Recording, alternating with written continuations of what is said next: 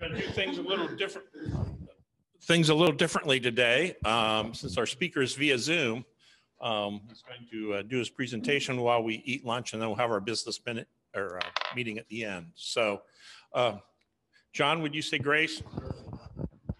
We thank you for this day. We thank you for the many blessings that have come with it, including our time together, this fellowship, and this food. We ask that you would bless it all. Bless our speaker today and help him to motivate us all to support shelter boxes in new and creative ways. Be with us as a club as we make a difference in the community, and as an organization as we make a positive difference around the world. We thank you for all of this in Christ's name. Amen. Okay, thank you. In the pledge, I pledge allegiance to the flag of the United States of America and to the republic for which it stands, one nation, under God, indivisible, with liberty and justice for all. Hey, we got 3 flags, 2 in the room and 1 there from our presenter. So, in the 4-way test, is it the truth? Is it fair to all concerned? Will build goodwill and better friendships? Is it beneficial to all concerned? And I will turn it over to Jerry at this point. Okay, welcome everybody. And Ron, welcome. Just grab your lunch. And so I'm going to introduce someone that I've had some emails back and forth with today, Mr. Bill Tobin, who is joining us from California. He is the Rotary International Shelterbox Relation Chair. And our club, for many years, supported Shelterbox. In fact, we've sent a number of shelter boxes around the world. I know that's not been an emphasis maybe the last 2 or 3 or 4 years, but prior to that, we really did a lot of work towards them. And we're going to learn a lot today about what's happening with Shelterbox relationship with Rotary International, and think about how we can continue our partnership with Shelterbox. So with that being said, Mr. Tobin, I'm going to turn this program over to you. Well, thank you. Thank you very much. And I hate busting in the fellowship time because that's when you eat lunch, that's when you're talking. But appreciate you accommodating the backwards nature of the agenda here today so that I could get this out of the way. Not really out of the way, but get on with my day and you get on with your meeting. Let me share my screen here and we'll get started. I think there we go. How's that? Can everybody see that okay?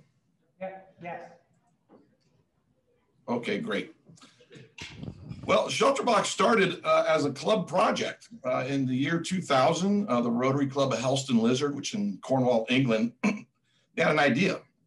They wanted to help 8 to 10 families each year after disaster strikes, something that just devastates, takes everything they own away from them, and then hand deliver those families shelter and other items to keep them warm and safe from illness. Water purification tablets, for example, was something we did from the get-go, and we've now transitioned into filters. But support quickly grew, and this club project quickly became more than just a club project that stood on its own legs.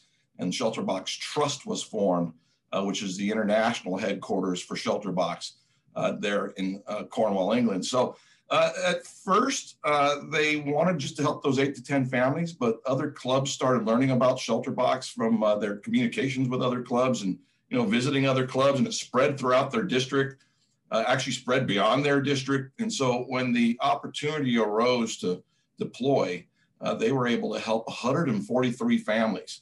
Now people say, is that where the funding ran out for some reason? 143, it's kind of an odd number. And well, as a matter of fact, 143 is how many shelter boxes you could fit in a Sealand container. So that is why they were able to do 143.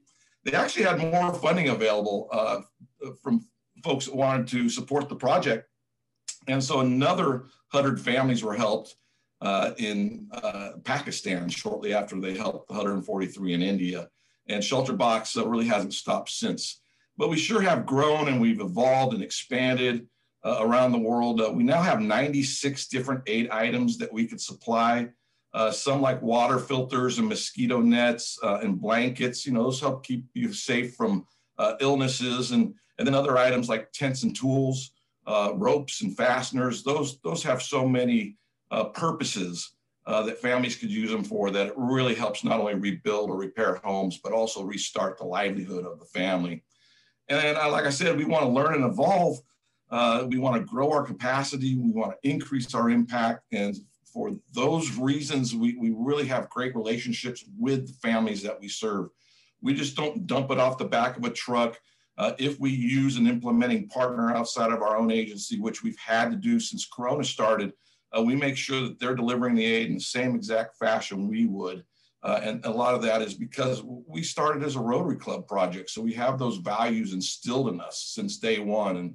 And you know, it's something that we do every single day at Shelterbox, is the Rotary values, the 4-way test, just the whole idea of service above self. It's at the true DNA of our work.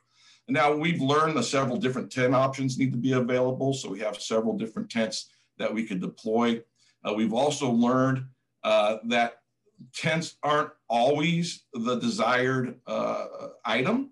Oftentimes, families would prefer the high-strength tarpaulins that we include now in our shelter kits.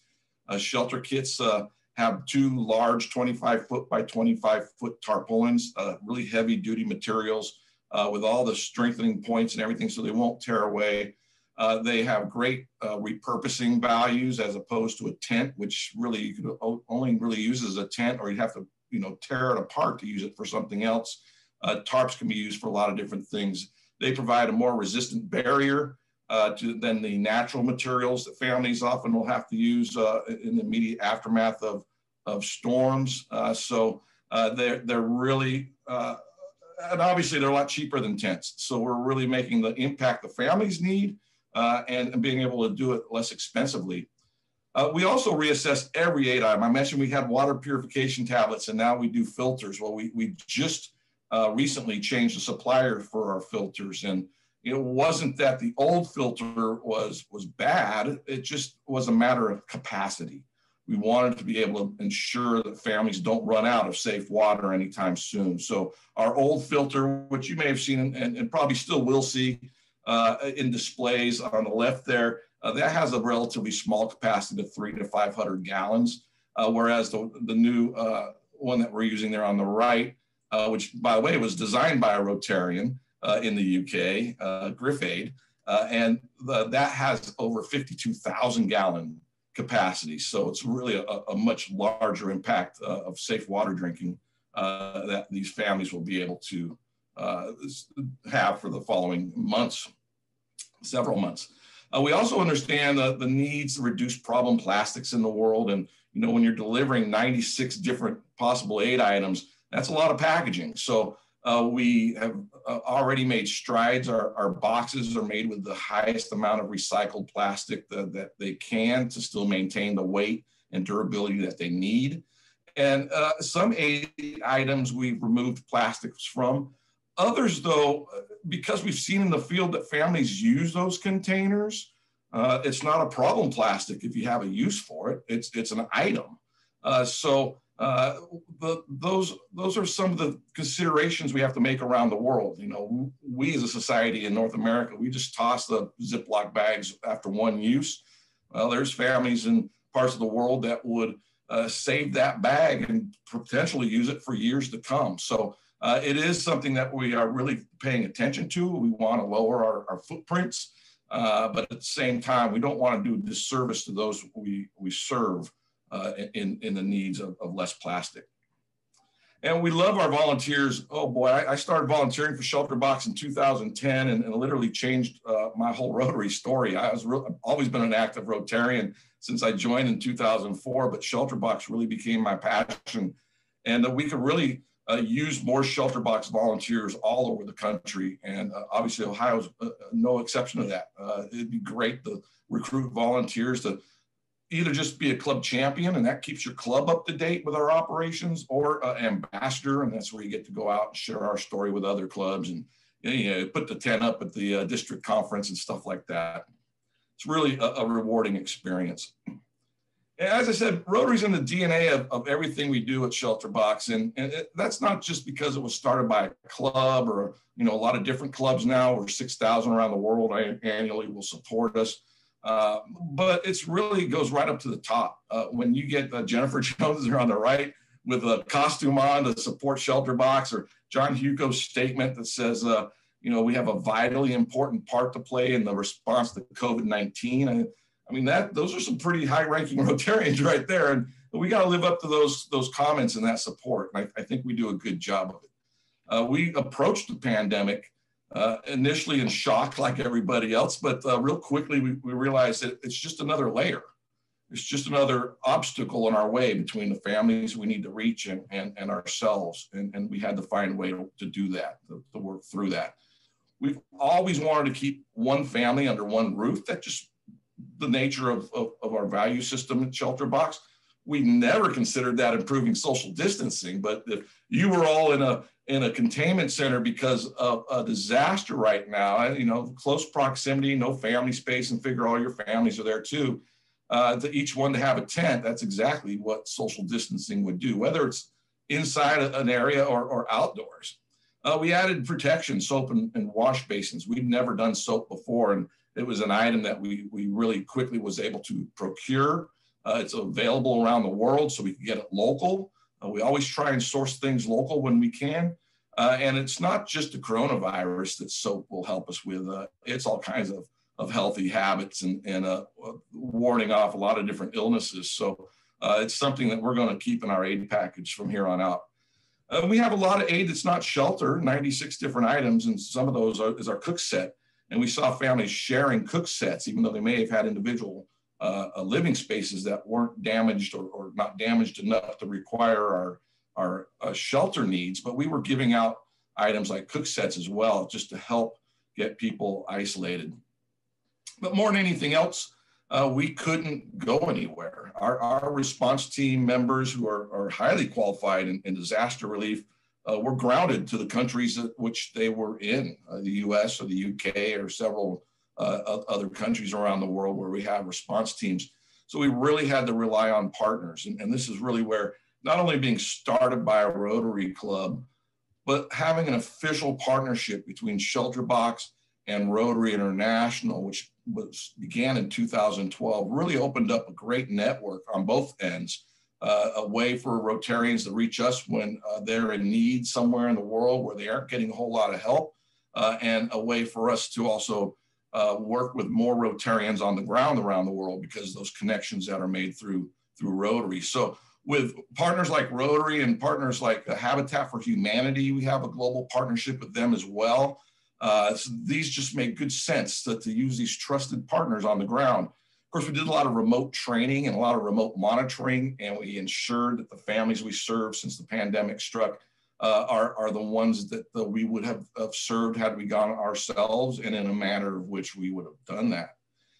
So we helped, what is that now, 28? I think we have got a little bit higher now. I think we're at 26 or something, 28,600 families, because we got our final numbers in now for 2021, but that's over 140,000 people.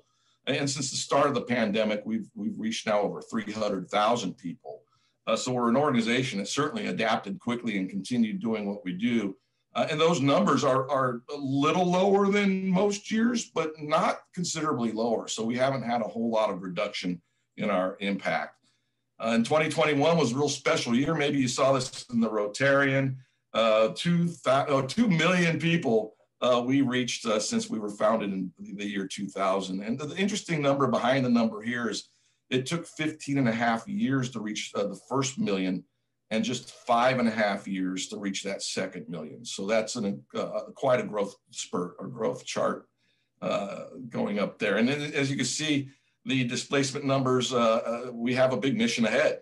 These numbers are the highest they've been in recorded history, probably the highest ever in the world. The conflict number right now, over 80 million people. And, if you ask someone to name 5 different conflicts going on in the world, they're hard pressed to name them. But right now, there's more people displaced by the much more than 5 conflicts going on around the world right now, more people displaced than all those driven from their homes throughout World War I and World War II combined. just to give you an idea how many are displaced due to conflict. And we're very busy in the world now. Whoop, get the next slide, there we are. Our current activity, I don't know if we could take on much more disaster at this point. We are really about maxed out. We actually have 2 ongoing projects in the Philippines, which I'll talk about in a second. These different colors represent different stages of our work. The green, like in Madagascar, we're just looking. We haven't committed that we're going. We're seeing what resources are there. They have a storm that went through there. Also impacted Mozambique, where we are responding currently to conflict in the northeast of the country. Ethiopia, Burkina Faso, Nigeria, Cameroon, all those are long-term projects. Nigeria, Cameroon, we've been in there now for 7 years. Ethiopia for 4 years, Burkina Faso for the last 2 years, all conflict areas. Obviously Syria and Yemen as well. So Haiti and the Philippines are the only rapid response disasters, and that would be earthquake or storm or what have yous there, that we are responding to right now. Everything else is conflict. So the Philippines, this is a huge response. It really went kind of under the wire in global news, which is too bad. And a lot of the big responses, you know, Tonga made everyone's headlines because it was so visible from space and it was so unique. But the number of people impacted in Tonga and the amount of aid coming to Tonga, they're going to be well taken care of without our assistance. But in the Philippines, the week before Christmas, Super Typhoon Ray, which they call locally as Odette, it struck the Philippines. It was a lot of rain and very high winds, 120 sustained miles per hour with gusts exceeding 150 miles an hour. It was also a very wide storm. This slide from top to bottom is about 1,200 miles, and you can see the reach of that storm. They had very strong winds extending over 300 miles outside of the storm's eye. Early assessments put over 6 million people affected, over 500,000 people displaced, and the extent of the damage is still emerging as more and more communities are accessed. You know, the Philippines is a whole lot of islands, and it's not always easy to get in between those islands when ports are damaged after storms. But what we do know is the trajectory that this storm took, which was a little bit southern, more southern than people expected it to, it took it across many areas of very high poverty incidence. So they are estimating now, and by they, it's us, it's the UN Shelter Cluster, it's America, or the Red Cross and Crescents around the world, estimating nearly 4 million people that were in a direct path live below the poverty line. And you know, the poverty line in the Philippines is quite a bit lower than the poverty line here in the United States. So as of this week, in the southern region of Cebu, we've distributed shelter kits and solar lights and all sorts of other aid items to more than 5,000 households. And we are planning right now to, in this part of the country, help over 9,000 households. And then a little bit west of here on different islands, a couple different islands, we're looking at our second response getting underway here in the next week to help an additional 8,000 to 9,000 households. So that's a huge project for us in rapid response work. And we got to give credit, you know, Rotary. We couldn't do what we're doing there without the Rotary Club of Cebu. They have lent an incredible amount of support, helping to pay some of those local expenses that crop up, to providing not just pickup trucks, but big 6x6 trucks, the big Army transport looking trucks to get aid around. They're active at the distribution points. And of course, hauling aid items back to home sites. All that stuff is being done by or coordinated with the Rotary Club of Cebu. And you know, the Philippines is a great example of Rotary. There's over 900 Rotary clubs in the Philippines and over 27,000 Rotarians. So it's a wonderful, wonderful network of Rotary there. We're also seeing some challenges though around the world, and those challenges are really logistics. I mean, more so than the pandemic itself, what's delaying our work or making it more expensive as we work around the world is shipping. And so you can see the chart there on the right, the cost of a shipping container rental or leasing, I guess it would be, has just skyrocketed. And we don't get to cut lines because our one container or two containers of aid going somewhere on a ship or in line for air cargo or for disaster relief, it's just a line. And it's really one of our biggest obstacles to continually be adapting for. I want to introduce you to some families and kind of outline a little bit of the help we gave in 2021. And thank you for including me in the prayer this morning. And hopefully this will inspire you, because these are families that had nothing. They had nothing. No help was coming for these families. And I want to start in Honduras. This was late 2020, but the pandemic shipping, we couldn't get in there for over 6 weeks. So it was actually into 2021, excuse me, where we started the relief effort.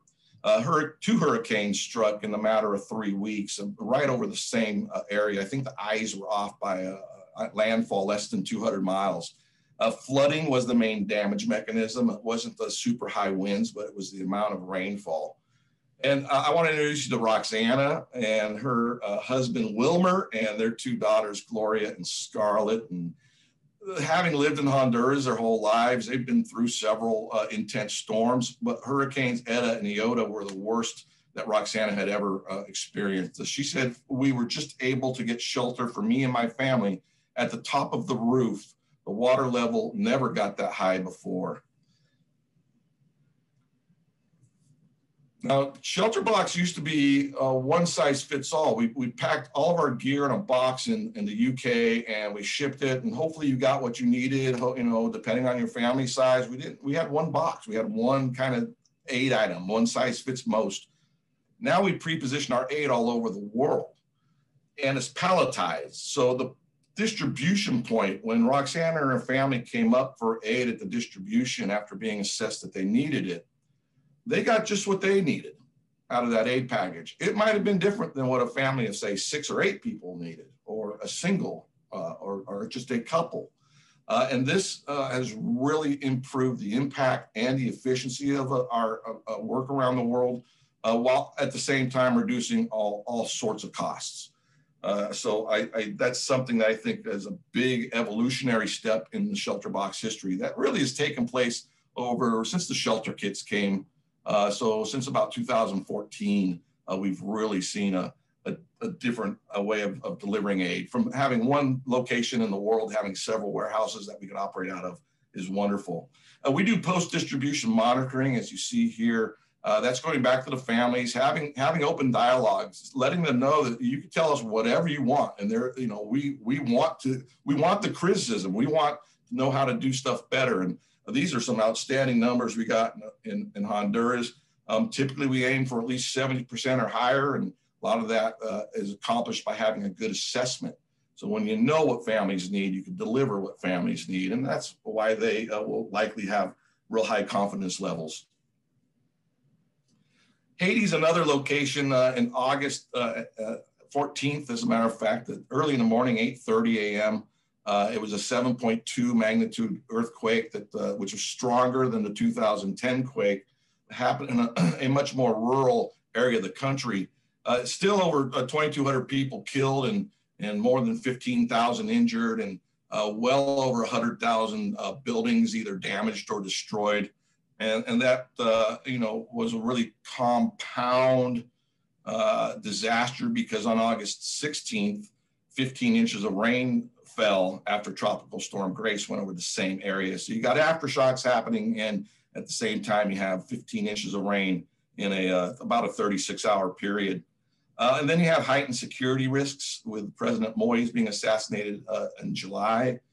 So our nearest warehouse is in Panama, and we got 2 charter flights in, 71 tons of aid.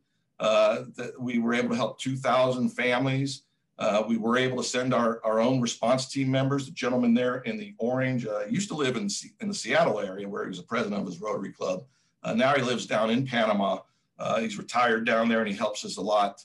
And we have helped so many families there. And this was also a big help internally, because it's tough on our response team members to be fully trained and not be able to go anywhere for a better part of 2 years. So this was real motivating for them as well. This is Marcel. He lives with his son and his older sister, and he has a couple head of cattle, and he was out feeding those cattle when the earthquake struck. And of course, it spooked the cows and the bulls, and they started running off.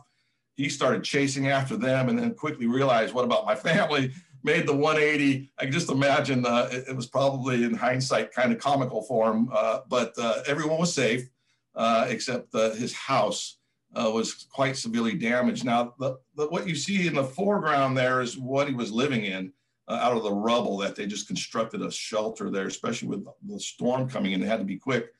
But the wooden beams you see in the background, those are sunk in the ground, and those remained upright. They're all through his house there, and it actually held most of the roof up, but all the concrete and rock walls collapsed. So you can see the benefit here of giving him tarps and a shelter kit over supplying him a tent. A tent would have done him much good to get back into his primary shelter, but the tarps certainly have. Take a moment here to show you, this is almost everywhere that we've responded recently. And I will say the Philippines have great Rotary numbers there. Nigeria, we're working in Nigeria, and it's not marked on here. And there's about 15,000 Rotarians in that country. But all these other countries where we do most of our work in over the last 6 months, and in some cases, like Syria, over 10 years now, there's very little, if any, Rotary. So Shelterbox is really helping to extend that reach that Rotary can enable. And I think that's a very important point to make here. In 2021, we were in Sudan, and there's only one Rotary club and less than 20 Rotarians in that country. Now, areas of conflict, the big difference between that and a rapid response is the amount of time people are displaced. After the earthquake in Haiti, or even now in the Philippines, people go right back to where they live. They may have a lot of damage, have to rebuild completely, but they're there. In a war zone, that's not the case. You're gone, and you're likely gone for several years. We are in Ethiopia right now. We've been working there with the IOM for the last couple of years. The violence in Tigray is nowhere near ending. There's over 2 million people displaced. Folks like Shuit, she's 32 years old. Before the conflict, she was a school teacher and a mother of 4. But then she had to leave her home immediately with only what she could carry, which with a child that's 3 and you leave in a hurry, you probably got the child in one arm or strapped on your back. She went 5 days and 50 miles to get outside of the conflict area on foot. In her displacement camp, she's a leader of the Women's Committee. And we really encourage these types of groups because it makes sure that everyone's voice is heard. In a lot of countries, women are marginalized, and we don't believe in that. We believe that women are actually quite a bit the leader, as we've seen when it comes to restoring a house and a home. We give them opportunities to talk to all the aid agencies. And by we, I'm not just saying Shelterbox. You can see in this picture, USAID and IOM and several other organizations. We don't do this stuff alone. Finally, Syria. We've been in Syria since 2012, or responding to the crisis in Syria. We started with refugee camps in Jordan and Lebanon, in Iraq, and even as far away as Greece. But most recently, we've been working in the northwest and northeast areas of Syria itself. And in total now, since 2012, we've helped over 400,000 people.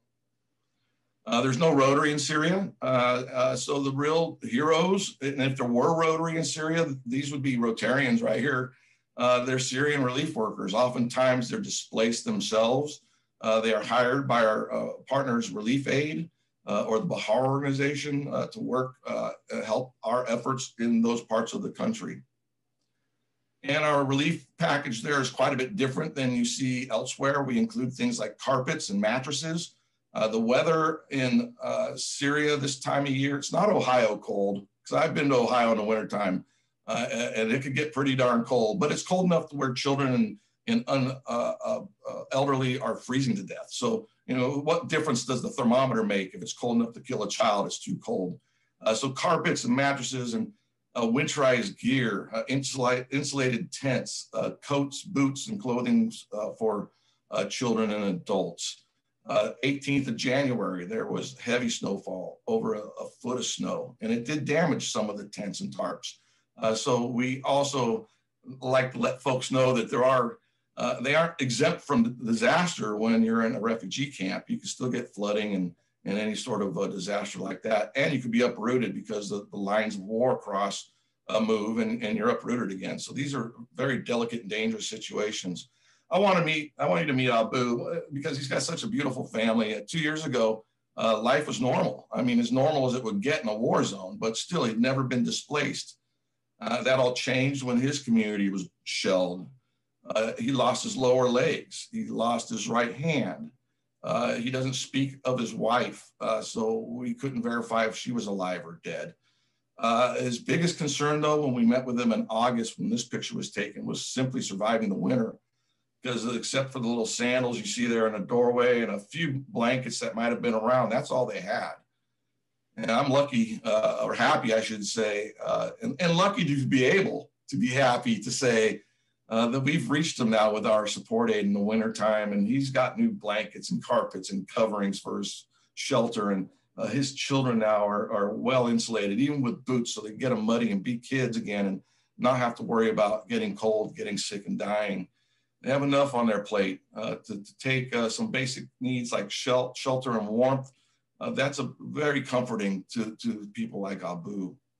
And again, in Syria, we do post-distribution monitoring, and these are incredibly difficult situations. So to be able to see these sorts of responses coming back from the families is really, it's gratifying. It's heartwarming to know we're doing this kind of work around the world.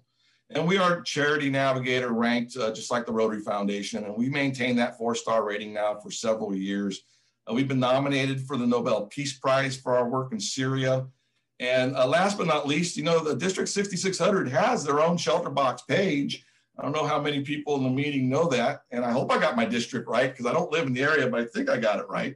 And it's shelterboxusa.org/okay, great, /District 6600. So the district governor and Andy Bone got together and they put a real high goal on there, and there's a lot of room left to fulfill that goal at this point in the Rotary year. So thank you so much for having me. You know, at the end of the day, we want shelter to be one less thing that families need to worry about. And I hope you could help us make that become a reality for families soon. Thank you so much for having me here today. Thank you, Bill, for being here. And I hope our club members see that Rotary is not just an Ashland thing. It's around the world doing a lot of good in places where people have different circumstances. And we certainly do here in our community. So Bill, do you have a second if anybody has any specific questions? Yeah, I sure do. Okay. Can you track the shelter boxes? Can we used to be able to track where a box we may have helped support would go. Is that still the case? No, when we decided to pre-position aid around the world, and in most of these warehouses, it might not even be a shelter box volunteer who receives it and puts it up, and it comes straight from the manufacturer. So it just became too difficult a step in our process to make sure each box is tagged like that. I loved it when I first learned about Shelterbox. I thought that was a really neat way of letting people know. But now I just ask everyone to go to the website, and you'll be able to spend all day there. There's that much content, and read our annual report. It's in the financials section of our website, and get the stories from people we help. And I think not knowing where my box goes now, I could take any one of those stories and say, hey, I helped those families get shelter. So we don't do track a box anymore, unfortunately. No, that's fine. Or fortunately. Yeah. I know when we were impractical. The last time we supported some boxes, I think they cost around $1,000 a piece. Is that how's the price per box now? It's actually, we still, for simplicity's sake, we say $1,000 will supply a box to a family.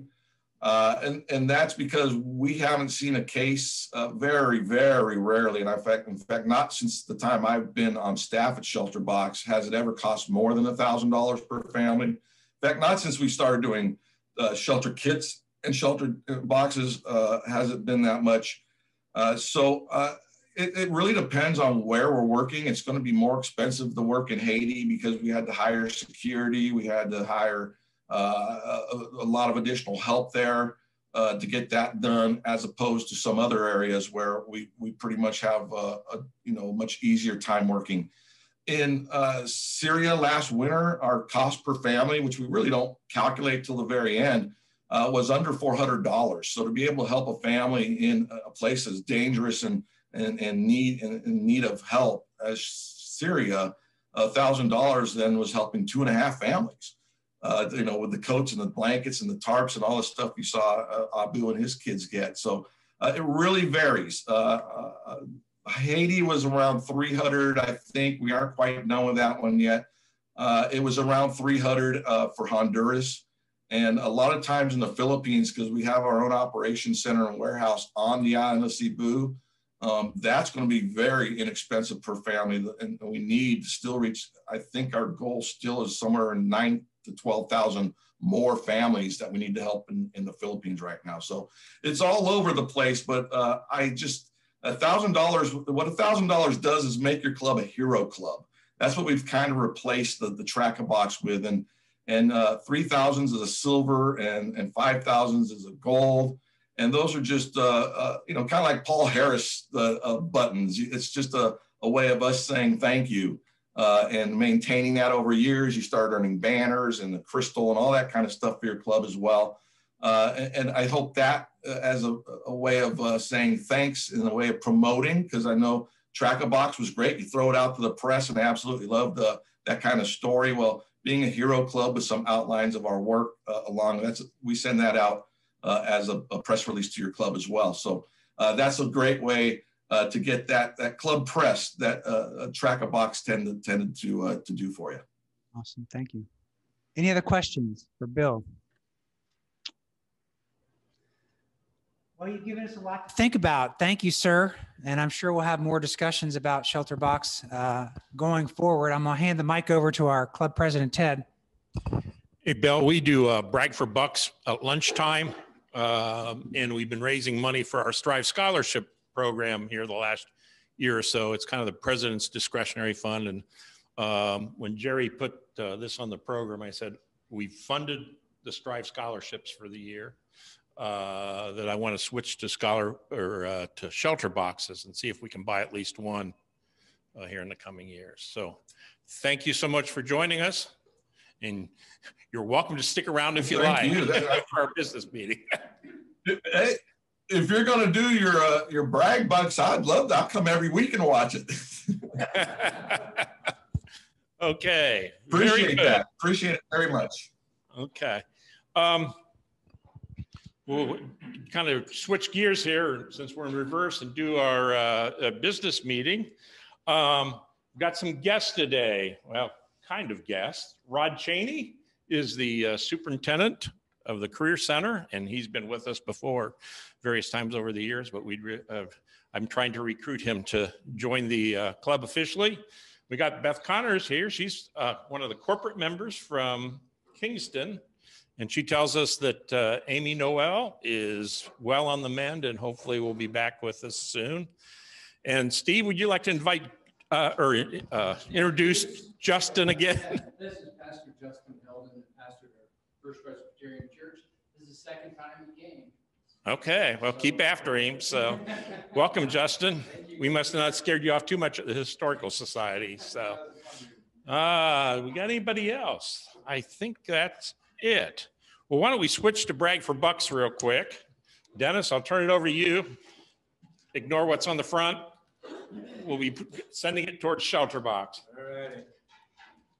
I have just one word of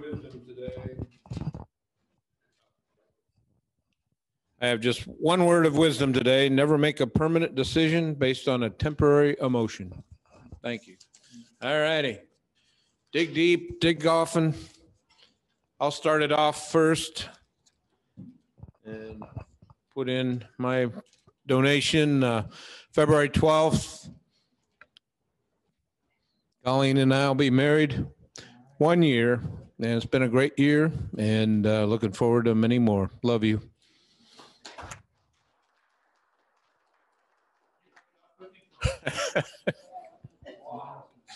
All right, Lisa is the second one.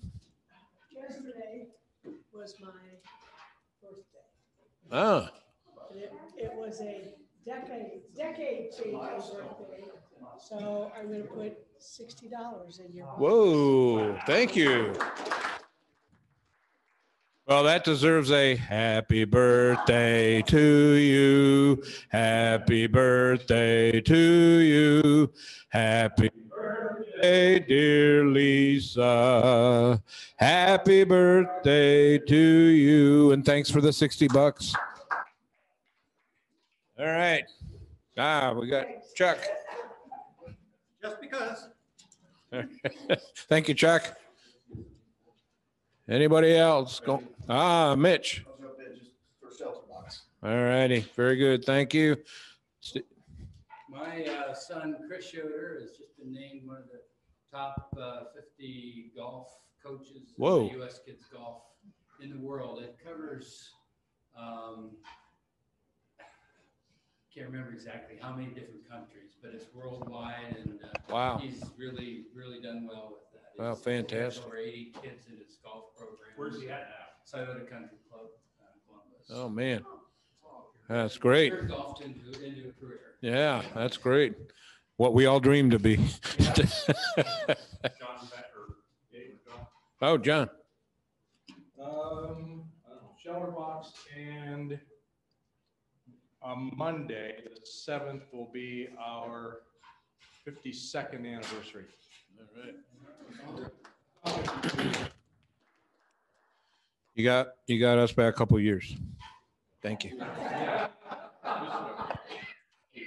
Mr. Kowalka. I want to say thank you to Jerry for the good program. So thank you, Jerry. Yes, thank you, Jerry. All righty.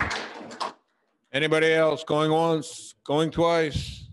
Sold. Thank you. Here, I'll put some in too. All right. Thank you, Ted. Okay.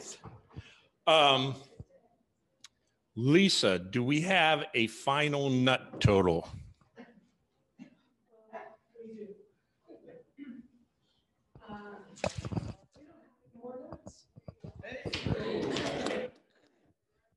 Ted and I kind of discussed last week. We were down to 20 boxes of honey roasted and 5 boxes of the salted. And he kind of came up with an idea that as a club, we would donate the rest of those boxes to the Rotary Club.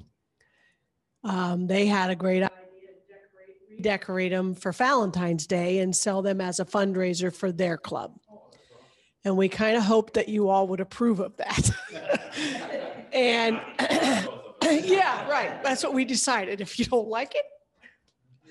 I looked this morning and I think we're close to having raised $8,000 in nut sales. And my cost figure, which Tom would probably know better, was around what I had, give or take, was about 4,600, but I still have some boxes left. And I know I keep saying that, but overall, I think we cleared $3,400 or $3,500. I don't have exact numbers because we got crazy at the office and my sister helps me with the records and it was a zoo at her front desk. So anyhow, I in general know about where we stood. So thank you all for all your help with that. Can we give Lisa a round of applause for? That's the most we've raised in several years. Yeah. And Bill, the one year we raised a lot of money for on our nut sales, we sell nuts around the holidays. It was for Shelterbox, and we had a Shelterbox in our booth at a couple of the craft fairs we did, and people were really fascinated by that. So, okay, so very good. Some other good news. Our clock project. If you were at the last meeting, we passed out the form about the fundraising we wanted to present to the club first before we kind of spread our wings out as far as our fundraising effort. And I am pleased to report that we have raised so far $20,100 in gifts, and some of that's in kind. services towards the $40,000 we need to raise to buy the, buy the clock and create the endowment fund to get the $10,000 commitment from the community foundation. So I think we're off to a really good start there. We've had a couple of very generous gifts so far. The, how would you say it? The Ford family, in honor of Lucille and Larry Ford.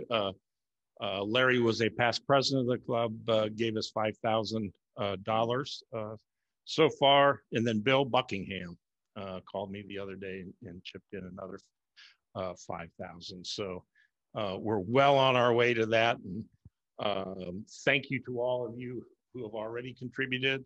If you need a form or did not get one at the last meeting, I've got them over there, and I can certainly give you one, get started. And we'll kind of expand, the next step is time to expand the effort to the members that might not have been here the last couple of meetings. So, Steve, did you want to say? I just thought it was a neat project. The Ashland downtown, if we remember, over at the beginning of this, around 1990 or 2000, it wasn't as nice as it is now. And I think it's really, really important that our downtown is attractive, active, and we've just seen huge improvements. And I just think this is one small part of coming to downtown Ashland and seeing something really cool. It's something that Rotary can do. And my wife and I are fortunate enough to have some money at the Community Foundation for directed donors or directed giving. And so we decided to give $1,000 as well. And I think it's important that we have 100% of our members give something, even if it's $5 or $10. So we can go out in the community and say, hey, we really support this project. And if you can say our club gave 100%, that means a lot.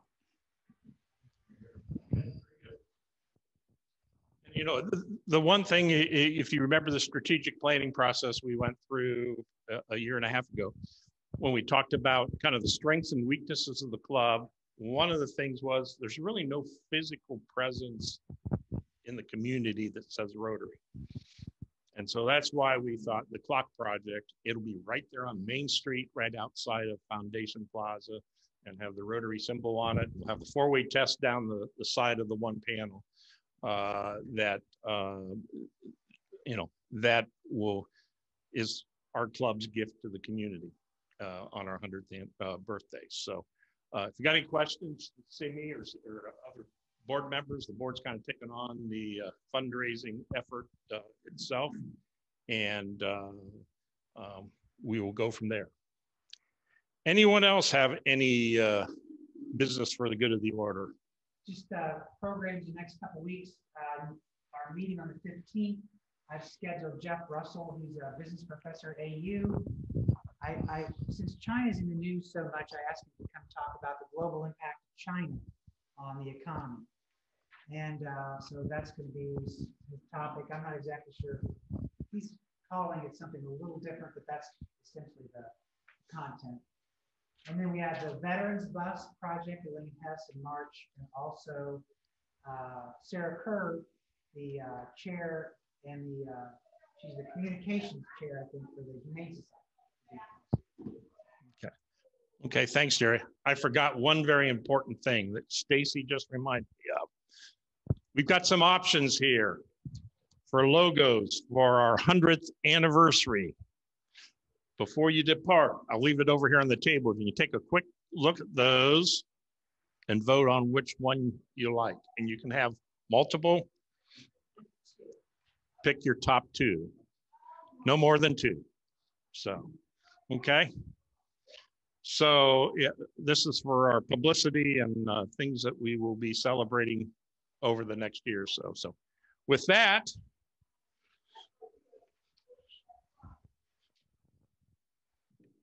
we'll go out and serve for another 2 weeks till we get together again.